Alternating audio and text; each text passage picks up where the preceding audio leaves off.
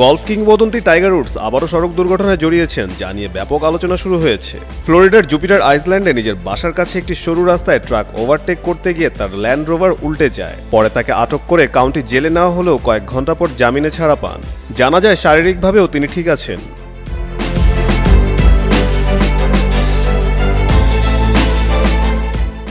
এদিকে বন্ধু উডসের এমন সড়ক দুর্ঘটনায় দুঃখ প্রকাশ করেছেন যুক্তরাষ্ট্রের প্রেসিডেন্ট ডোনাল্ড ট্রাম্প। তিনি বলেন, খুবই খারাপ লাগছে, একটি দুর্ঘটনা ঘটেছে এটাই জানি। সে আমার ঘনিষ্ঠ বন্ধু।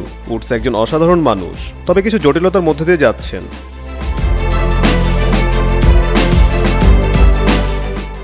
কর্তৃপক্ষ জানায় ঘটনাস্থলে তার মধ্যে অস্বাভাবিক আচরণের লক্ষণ দেখা গেলেও ব্রেথালাইজার পরীক্ষায় অ্যালকোহল পাওয়া যায়নি। তবে তিনি মূত্র পরীক্ষায় অংশ নিতে অস্বীকৃতি জানান। এ কারণে তার বিরুদ্ধে ডিইউআই, সম্পদের ক্ষতি এবং আইনি পরীক্ষায় অসহযোগিতার অভিযোগ আনা হয়েছে।